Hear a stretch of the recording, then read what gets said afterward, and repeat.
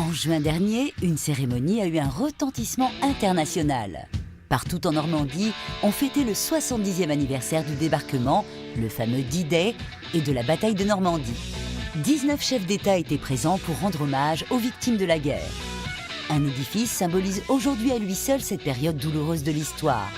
C'est le mémorial de la ville de Caen que vous avez placé en 4e position. Avec plus de 3500 visiteurs par an, il fait partie des musées les plus visités de France. Pour nous en parler, Stéphane, directeur de ce monument, qui est connu dans le monde entier.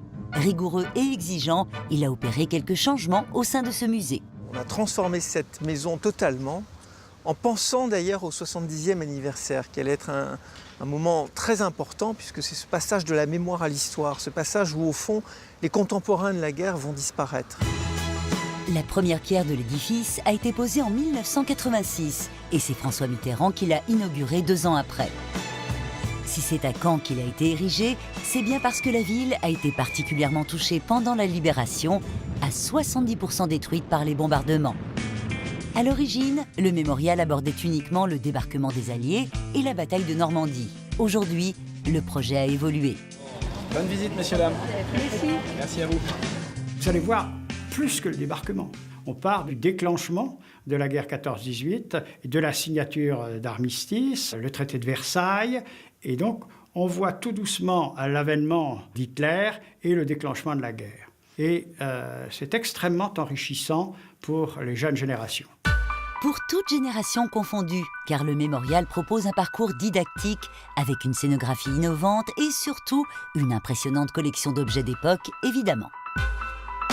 On a du textile, des armes naturellement. On montre des armes quand il est nécessaire de les montrer pour parler de la brutalité des combats. On a des objets ayant appartenu à des soldats, ça c'est très important parce que ça permet de parler de l'intimité de la guerre, de l'intimité du front.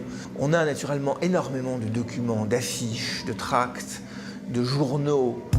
Mais réunir un tel arsenal se fait sur des années. En exclusivité, Stéphane nous emmène dans les réserves du mémorial. C'est ici que travaille Christophe, historien et responsable de toute la collection du musée. Une caverne d'Ali Baba où certains objets n'ont encore jamais été montrés au public. Nous avons devant nous, par exemple, une machine à écrire allemande, je dirais une machine Olympia. Donc on peut voir notamment à la place du 5, on voit les 2 runes SS qui montrent qu'on avait adapté tout le matériel administratif, notamment pour pouvoir aller plus vite et taper les runes SS qui sont si particulières. Un symbole de la SS qui rappelle tristement l'horreur du nazisme. Mais d'autres objets ici renvoient à des événements plus heureux. Cette robe de mariée a pour particularité d'être réalisée dans la toile de parachute d'un aviateur britannique. En 1945, le tissu était précieux et les toiles de parachute étaient une véritable aubaine pour les Français. Chaque objet doit raconter une histoire. On ne pose pas un objet parce qu'on le trouve intéressant, beau, etc. Donc chaque objet soutient un propos.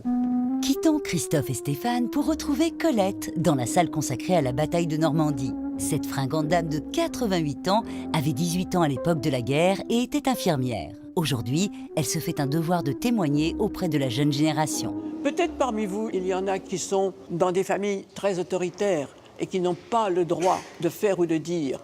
Bien, vous pensez à ça, mais vous le multipliez à la puissance 13. Par exemple, il était interdit de sortir après 8 heures du soir.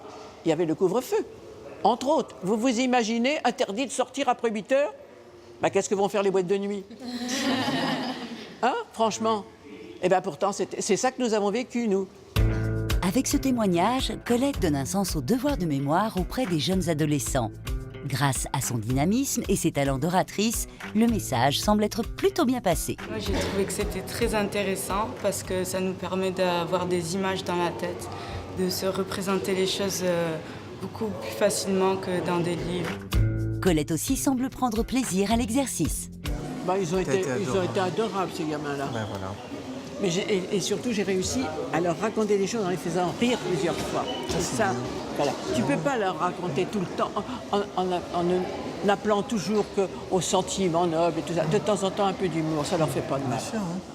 Que ce soit au travers de témoignages vivants ou bien au fil des différentes salles d'exposition, la visite de ce musée ne laisse personne indifférent. Le mémorial de Caen nous plonge dans une réflexion sur notre histoire, tout en prônant la réconciliation et la paix. un monument incontournable pour tous.